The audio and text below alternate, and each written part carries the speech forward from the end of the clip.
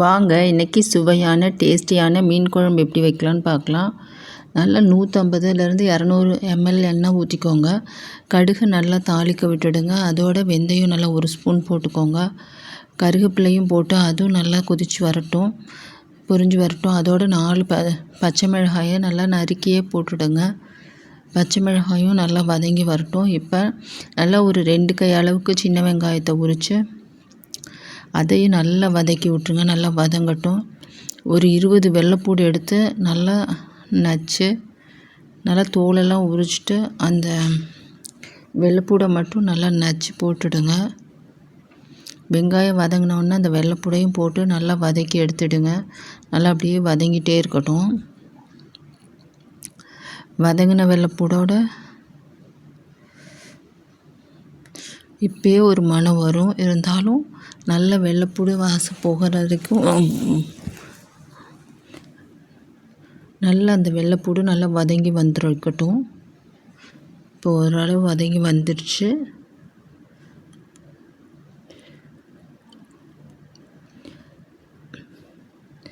இந்த அளவு இது ஏறத்தாழ ஒரு கிலோ அளவுக்கு மீன். இதுக்கு நல்லா ஒரு பெரிய தக்காளி 4 தக்காளி எடுத்துக்கோங்க.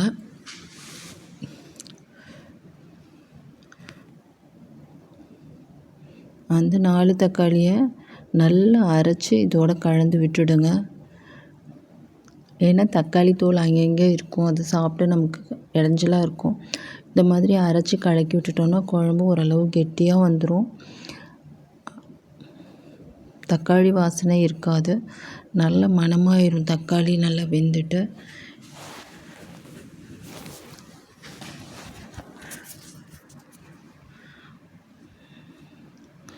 இப்போ கொஞ்சம் மஞ்சத்தூள் போட்டுக்கோங்க. நல்லா அந்த தக்காளியும் கொதித்து நல்லா வந்துடட்டும். எண்ணெயோடு சேர்ந்து எண்ணெயெல்லாம் பிரிஞ்சு தக்காளி நல்லா வெந்து வரட்டும். அந்த தக்காளி வாசனை போகிற அளவு வதக்குனா தான் நல்லா டேஸ்ட்டாக இருக்கும் குழம்பு.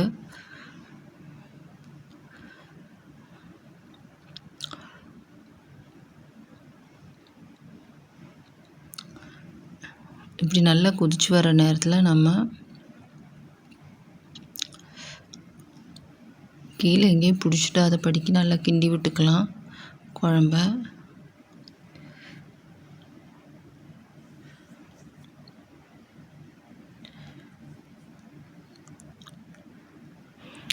இப்போ நம்ம வரமிளகாத்தூள் ஒரு 2 ஸ்பூன் போட்டுக்கலாம்.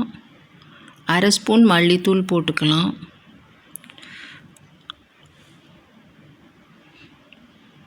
நான் கொஞ்சமான மல்லித்தூளே போட்டிருக்கேன், அதுவே நல்லா டேஸ்ட்டாக வந்துடும் குழம்பு.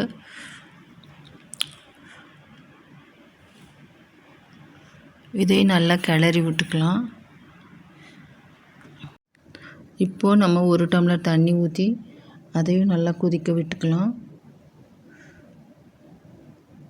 நல்லா அடிப்பிடிக்க விடாமல் கிளறி எடுத்துடணும். அப்போ தான் குழம்பு நல்லா டேஸ்ட்டாக இருக்கும்.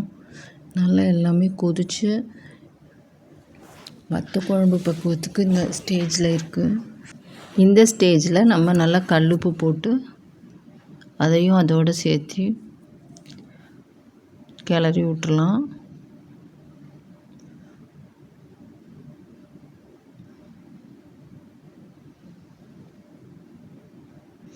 எவ்வளோ காரம் புளிப்பு சேர்க்குறோமோ அந்த அளவு பார்த்து தான் நம்ம கல்லுப்பு சேர்க்கணும்.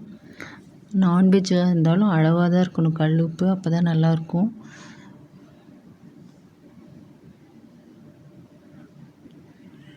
ஒரு சின்ன கோழி குண்டை சைஸ்க்கு புளி எடுத்து அதை கரைச்சி இதில் ஊற்றிக்கலாம்.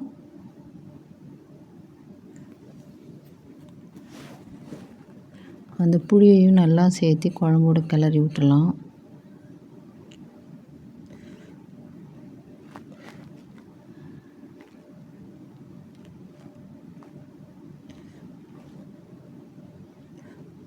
இப்போ ஓரளவு குழம்பு கொதித்து வரட்டும். நல்லாவே கொதித்து வந்துடுச்சு. இந்த மாதிரி குழம்பு நல்லா கொதித்து வரணும். எண்ணெயெல்லாம் பாருங்கள் மேலே பிரிஞ்சு வந்துடுச்சு. அப்போ தான் குழம்பு நல்லா டேஸ்ட்டாக இருக்கும். அப்போ தான் மீன் போட்டு ஒரு 5லேருந்து 7 நிமிஷம் வெந்தாலே போதும். அந்த மாதிரி இதில் ஃபிஷ்ஷெல்லாம் மீனுடைய தலை துண்டும் வால் துண்டும் போடுறோம். நடுத்துண்டு எல்லாத்தையும் வறுக்கிறதுக்கு எடுத்தாச்சு.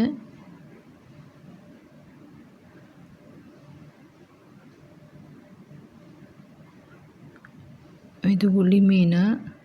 உளி மீன் ரொம்பவே டேஸ்ட்டாக இருக்கும். இந்த மாதிரி குழம்பு பக்குவமாக வச்சு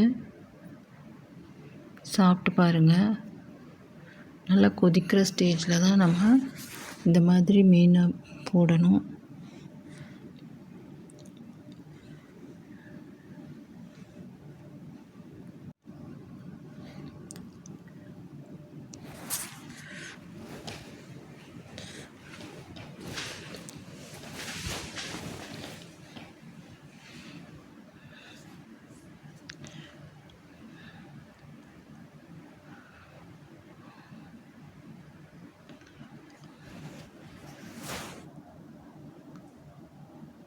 நல்லா மீனெல்லாம் வெந்து அதுவும் இப்போ கொதிச்சு வர ஸ்டேஜ் ஆயிடுச்சு. 5லேருந்து 7 நிமிஷம் நல்லா வேகட்டும். வெந்துடும் நல்லா மீன். வெந்ததுக்கப்புறமேல் நம்ம ஒரு லைட்டாக ஒரு கிளறி விட்டுடலாம்.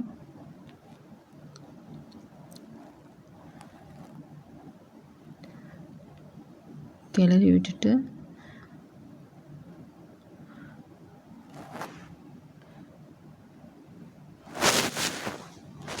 நம்ம கொத்தமல்லி தழை இருந்ததுன்னா அதை நல்லா பொடியாக கட் பண்ணி மேலே தூவி விட்டுட்டு அடுப்பை ஆஃப் பண்ணி இந்த குழம்பு அப்படியே மூடி வச்சிடலாம். மீன் குழம்புல உப்பு காரம் உடனே சாரணும்னு நீங்கள் நினச்சிங்கன்னா மீனில் தனியாக கொஞ்சம் உப்பு போட்டு பிரட்டி வச்சுருங்க. அப்போ குழம்புல உப்பை நம்ம குறைச்சே போட்டுக்கலாம். அந்த மாதிரி போட்டு செய்கிறப்ப நமக்கு சீக்கிரமாக குழம்புல உள்ள காரம் புளிப்பு எல்லாமே ஏற்கனவே உப்பு இருக்கிறனால சீக்கிரமாக இந்த மீன் இழுத்துரும். குழம்பு ரெடி ஆயிடுச்சு. இப்போது நம்ம ஃப்ரை செஞ்சு எப்படி சாப்பிட்லான்னு பார்க்கலாம். தோசைக்கல்ல அதே மாதிரி 150 கிராம் எண்ணெய் ஊற்றிக்கோங்க.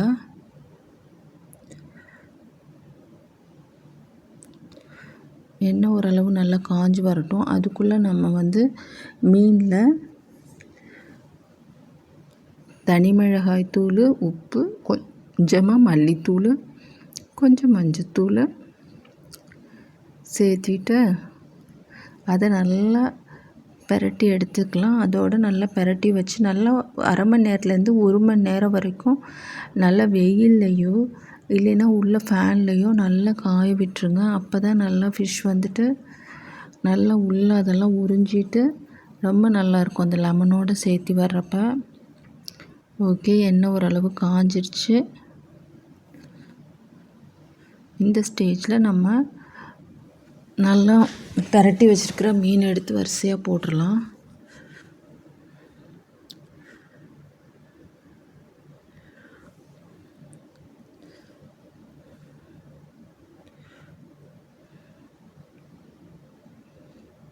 உளி மீன் இந்த மாதிரி செஞ்சு பாருங்கள், ரொம்ப சுவையாக இருக்கும். இந்த மாதிரி தோசைக்கல்லிலே போட்டு பிரட்டி எடுத்துடலாம்.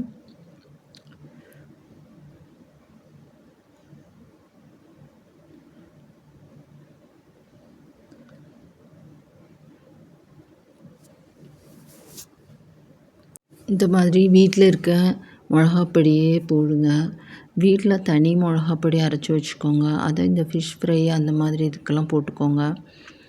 உருளைக்கிழங்கு தனியாக வறுக்கிறப்போ அதுக்கெலாம் நம்ம கொஞ்சம் இந்த மாதிரி வரமிளகாத்தூளே போட்டுக்கலாம். கத்திரிக்காய் தனியாக நம்ம வதக்குனா அந்த மாதிரி நேரத்தில் இதெல்லாம் போட்டு வச்சுக்கலாம். மேக்ஸிமம் கடையில் கலர் சேர்த்துறாங்க. ஃபுட் கலர் சேர்த்துற எந்த பொருளையும் சாப்பிடக்கூடாது. ஆரம்பத்துலேருந்தே நம்ம இந்த மாதிரி தனி மிளகாப்பொடியை வீட்டிலையே அரைச்சிக்கிறது. நீங்கள் எந்த மாதிரி மிளகாப்பொடி அரைச்சிக்குவீங்க? வீட்டில் அரைச்சிப்பிங்களா, கடையில் அரைச்சிப்பிங்களா? அந்த மாதிரி சொல்லுங்கள். இது எல்லாமே வீட்டில் அரைச்ச மிளகாப்பொடி தான். எக்ஸ்ட்ரா டேஸ்ட்டுக்காக லெமன் சேர்த்துறது ரொம்ப நல்லாயிருக்கும். டேஸ்ட்டும் நல்லாயிருக்கும். ஹெல்த்தியாகவும் அது ரொம்பவே நல்லது. அதனால நான் லெமன் தான் சேர்த்திப்பேன்.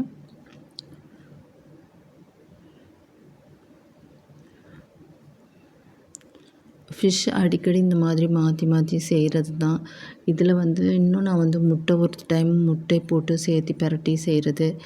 இன்னொரு தடவைக்கு மைதா மாவு லைட்டாக கோட்டிங் பண்ணிவிட்டு அது போட்டு செய்வேன். மைதா மாவும் முட்டையும் சேர்த்தி அதை நல்லா பிரட்டி 1/2 hour 1 hour வச்சு அந்த மாதிரியெல்லாம் தான் செய்கிறது. மாற்றி மாற்றி செய்கிறது. இன்றைக்கி சிம்பிளாக இந்த மாதிரியும் நம்ம செய்யலாம். இது ரொம்பவே டேஸ்ட்டாக இருக்கும்.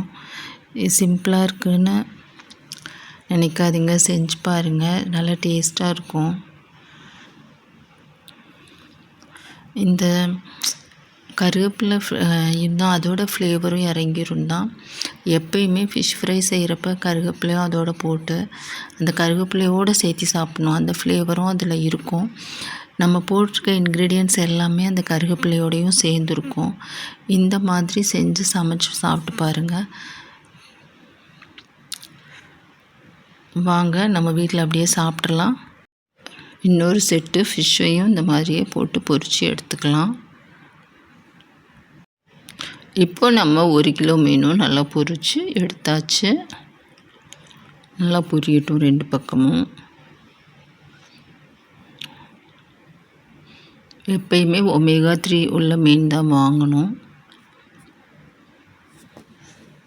கொழுப்பு ஜாஸ்தியாக இருக்க மீனில் தான் ஒமேகா 3 நிறையா இருக்கும். அது வாங்கி குழம்பு வச்சு சாப்பிட்றதே நல்ல டேஸ்ட்டாக இருக்கும். அதுதான் உடம்புக்கு ரொம்ப நல்லது.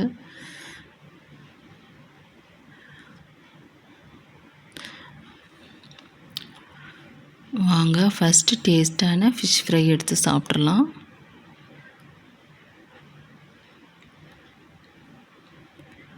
ஃப்ரை ஃபிஷ்னாலே நமக்கு நாக்கிலலாம் எச்சி ஊறும். குழம்பு ஊற்றி சுட சுட சாதத்தை வச்சு மீன் குழம்பும் எக்ஸலண்ட்டு டேஸ்ட்டாக இருக்கும். நீங்கள் என்ன மாதிரி குழம்பு செய்வீங்க? என்ன மீனை அடிக்கடி வாங்குவீங்கன்னு கமெண்ட்ஸ் சொல்லுங்கள்.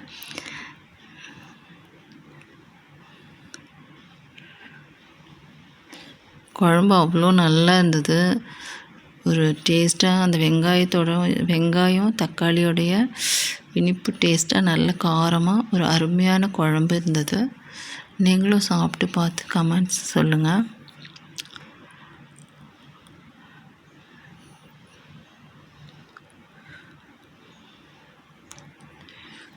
சுவை ரொம்பவே அற்புதமாக இருக்குது. சுட சுட சாதமும் மீன் குழம்பும் இதோட என்ன இருக்குது?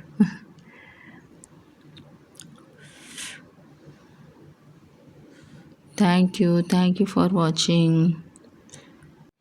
சேனலை சப்ஸ்கிரைப் பண்ணிக்கோங்க. பிடிச்சிருந்தா ஒரு லைக்ஸ் பட்டனை தட்டி விடுங்க. தேங்க்யூ.